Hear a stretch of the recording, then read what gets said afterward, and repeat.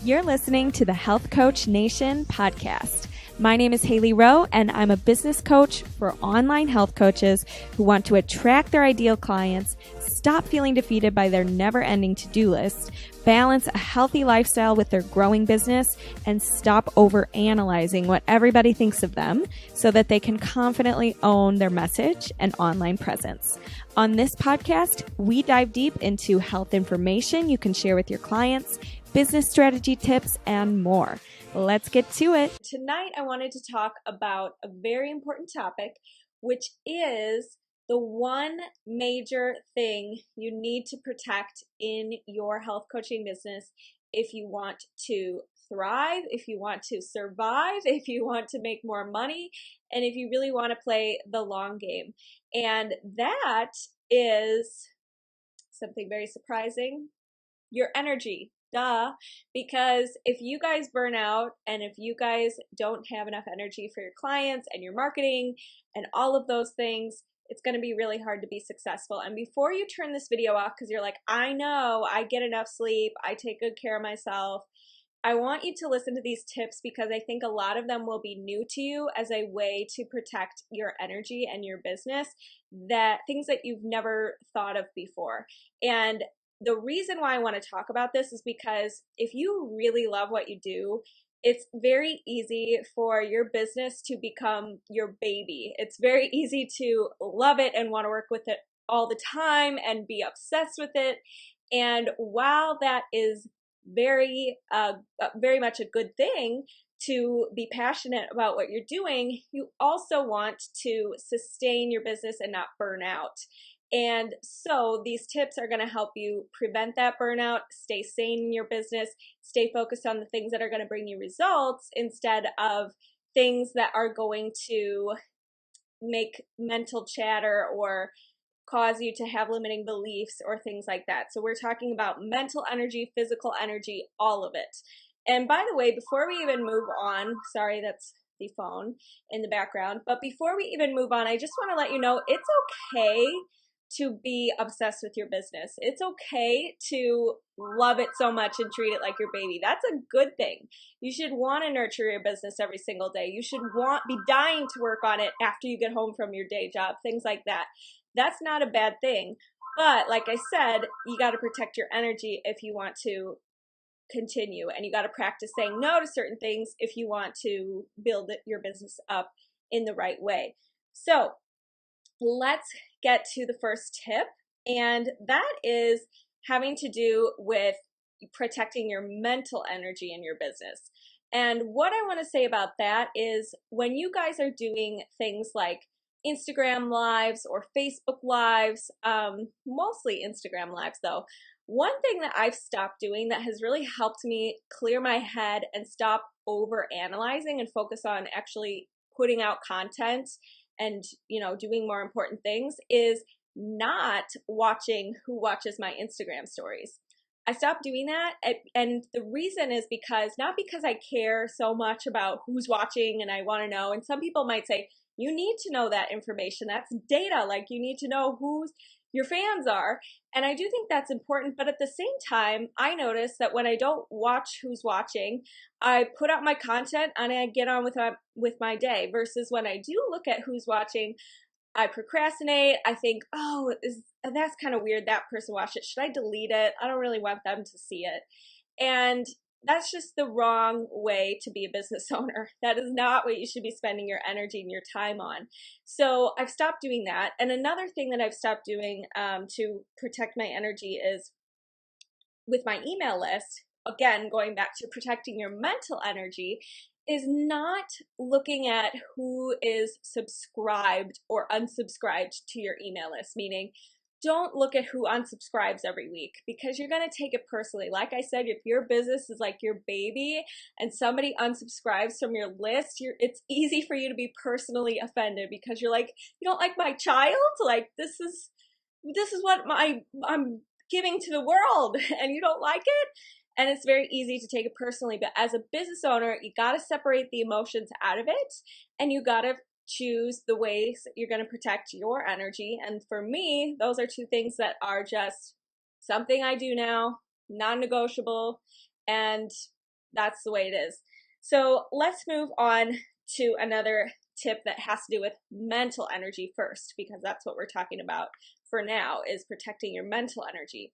And that is, make sure that you do not, it's great to have goals in your business. It's great to have number goals, a financial goal, a certain amount of calls goal, whatever it is for you that helps you get clear on the progress that you want to be making every week and what you want to be striving for, and what would mean financial freedom for you, or what would mean you're making a full impact for you, meaning how many clients do you feel you need to really be living your mission, or things like that.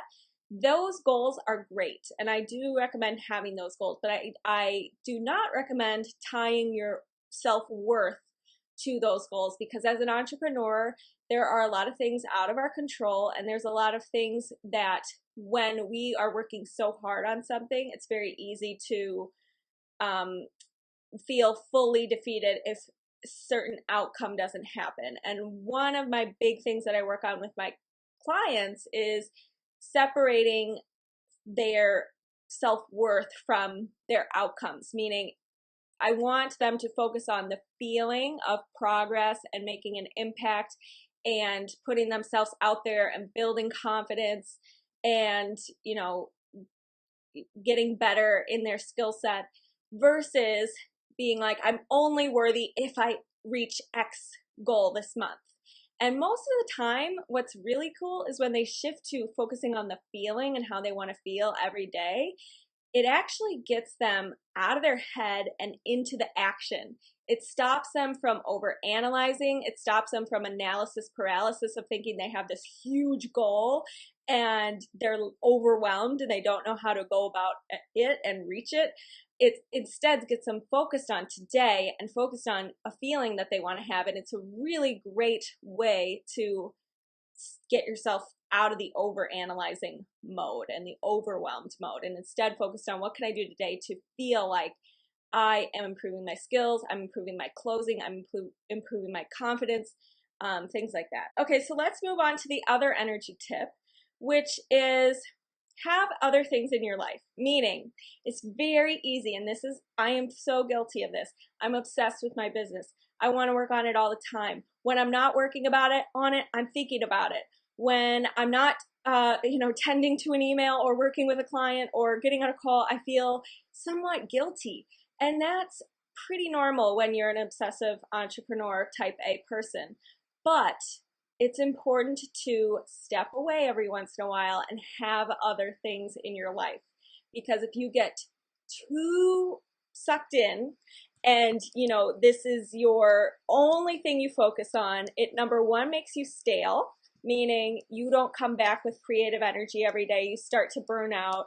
You are losing your creative juices and you're losing inspiration. And at the same time, you might also look back later and be like, oh, I don't have life balance at all. Work-life balance is not a thing in my life. And I've been very guilty. I will fully say I do not have life-work balance. And I'm totally okay with that. I do call what I have work-life harmony, meaning my business is my life. It's a big part of my life. I love it. I'm growing it. I love seeing the progress. I have so much fun doing it. 90% of everything I do is fun. 10% of the tedious, annoying things are not fun. Editing my podcast, not fun. Writing blog posts, pretty much not fun. Certain things are not fun, but I love every step of the way. I love meeting new people. I love when my clients have a breakthrough. I love, connecting with people on the internet. I mean, it's such a cool tool that we have available to us. So what I'm trying to say is, though, I force myself to step away and set boundaries sometimes. Meaning, if I'm going to, yesterday I went to brunch with my friends for the first time in a very long time, but I made myself do it. I sing in a band. It's fun for me. It takes my mind off of the other things for a little bit, and I come back stronger when I take a break. I do a vacation once a year with my family, and that is an important thing for me. So it's important to set those things into your schedule, because otherwise it can be very hard to take yourself away, and very easy to become stale in your business, meaning you're just going through the motions.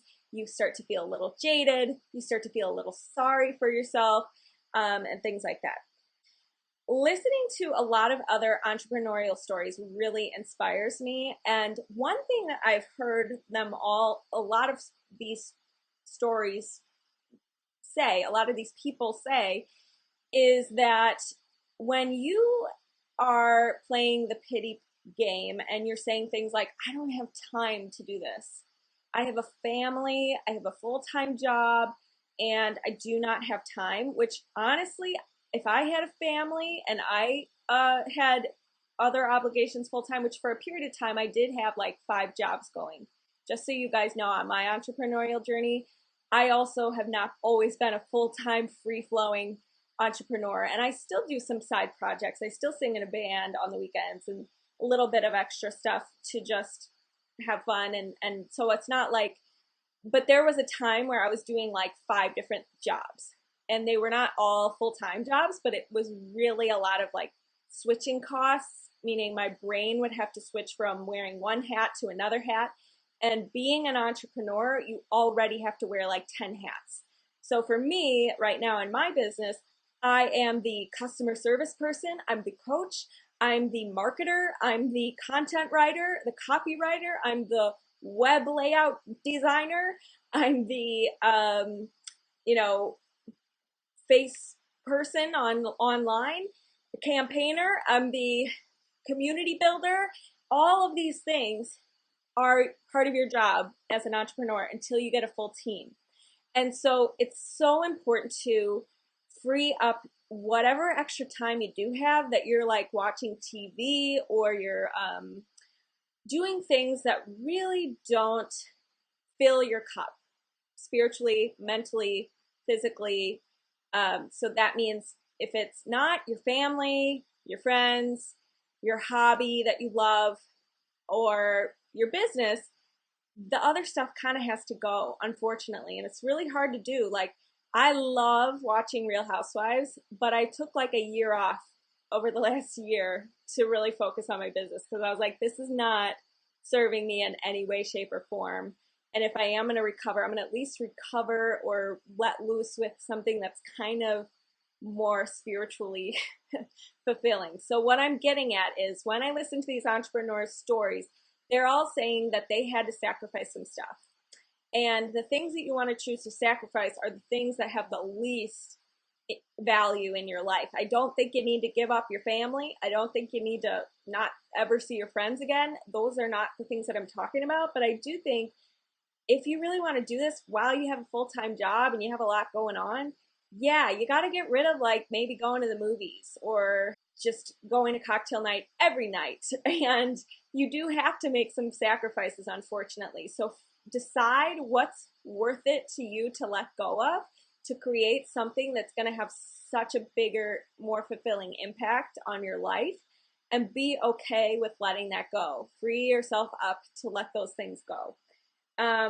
So next time you find yourself saying you don't have time, ask yourself, did I watch a full season of Game of Thrones? Oh, okay, I have time. And the other thing that I would say is, for the mental energy piece, going back to that, have a no re-record rule for yourself. Meaning, when you're doing Facebook Lives, when you're doing Instagram Lives, when you're doing Instagram Stories, when you're doing a post on social media, write it, do it, complete it, let it go. Meaning, I have my notes right now in front of me on my phone. I'm looking down, I'm taking pauses, I'm saying but that's what I can commit to right now. If I'm going to get this out this week, I'm traveling in the middle of the week this week. I have, done is better than perfect, and I always say that to my clients. But at the same time, if you really want to be able to be on all the, be on video and be consistent with it, you gotta let go of perfectionist syndrome and be okay with having a no re-record rule and just saying, I'm going to do this. I'm going to give it my best right now. And when I'm done, I'm done. The next thing I want to say about energy is if you feel like you are white knuckling it in your business, meaning you are just hanging on for dear life, you're flying by the seat of your pants, you can never keep up, you're losing track of your commitments, you're missing meetings or calls because you're just so overwhelmed, then it's not supposed to be like that. And that either means that you need to outsource, you need to scale back and pick just the top priority things for you right now and then return to the other things as you continue to grow. Or you just need to do something that doesn't make you feel like you're white knuckling it, because those people do not last in business. And there can be a period of time where you're in a sprint zone. Maybe you have a launch coming or a workshop coming, or you're working on launching your first course or website or something. There can be times where you're in a sprint zone, meaning your current daily patterns are a little unsustainable, meaning you're working a lot or you have a lot of calls back to back or things like that. But you cannot do that forever, and you cannot create your business life around that pattern. So find ways to make sure that you don't feel like you're white knuckling it, and that you feel like you are in control, you're focused on the right things. And if you don't know what to focus on that will grow your business the most, I would first say for me right now, it's calls, getting on calls with people, and marketing myself online. Those are my two big things. But if you don't know, set up a free strategy call with me. We could talk about what you're doing in your business and what's draining you versus what's helping you versus what you want versus what's actually happening in your day-to-day activities. Because I would love to help you guys on that journey. So just let me know in the messages or in the comments if you'd like to set that up, and we can do that. Okay, moving on. Know that you can bring your best for your clients, but at the same time, they have to put in the work themselves too. It's a two-way street. So the reason why I'm saying this as a tip to protect your energy as a coach is because as a coach, we are very emotionally involved with our clients, and we can't really separate that out. We can't really be a robot in a coaching session. And it's very easy to feel personally responsible for if the client implements or does not implement.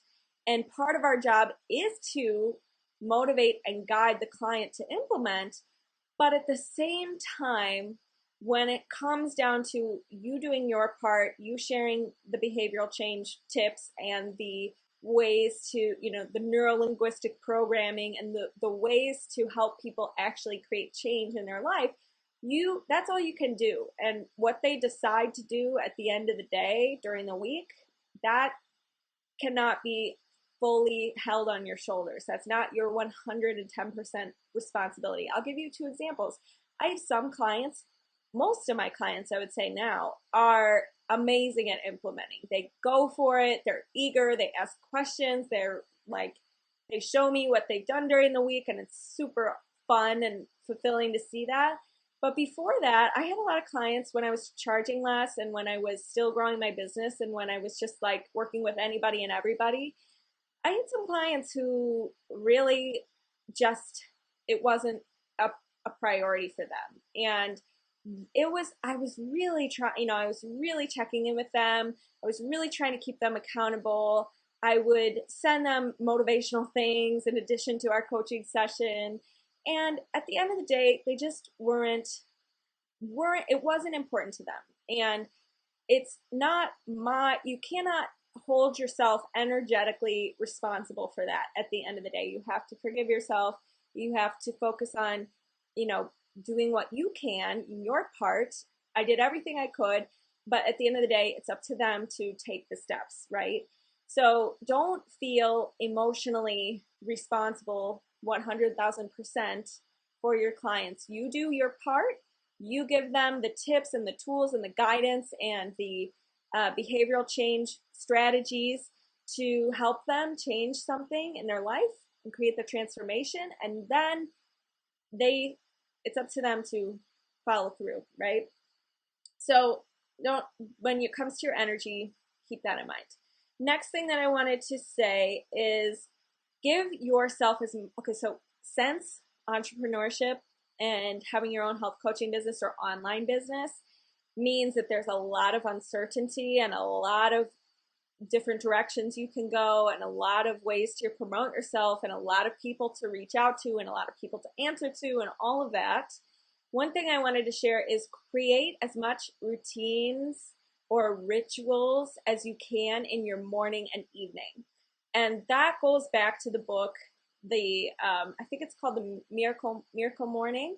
And the reason why I like the idea and why so many entrepreneurs like the idea of having a morning ritual or an evening routine is because it is one of the only certain things we can count on in our life. And same thing with habits. That's why I'm so passionate about habits. It's one of the things that you can control. It's one of the things that can be consistent. It's one of the things you can be certain about. And so what I like to do, and what I do with my clients is I have a morning and evening reflection sheet that I provide for them that allows them to kind of, at the end of the day, say, okay, what went wrong today? What do I need to improve on? What's going really well? What am I really excited about? What are the wins? Because a lot of times we get so, caught up in all the things we have to do and working from day to night that we never take the second to be like, there were some wins today, and you need to celebrate and acknowledge those along the way to keep your momentum and energy going and to keep yourself excited every day. So if you're not paying attention to those things with a deliberate practice of an evening reflection ritual or something like that, it can be easy to get in the autopilot mode and be missing out on all the little mini wins and moments that are building you up to who you're going to be and where you want to go. So that's one of the things that I do with my clients. But on a personal level, one of the things I do to transition from not just being on my computer and going to sleep, which I have many nights where I do that, but at the same time, one of the things that I do is listen to music before bed, or in the morning. I love to get active. I love to listen to positive audio that gets you very pumped up for the day. I love Abraham Hicks. I'm in a weird, you can call that weird, you could call that cultish. It's very positive, and I love it. And who else do I listen to? Or I love podcasts in the morning while I'm getting ready to get me it's something that I love to start my day with personal development. It's the best way to set your tone for your day.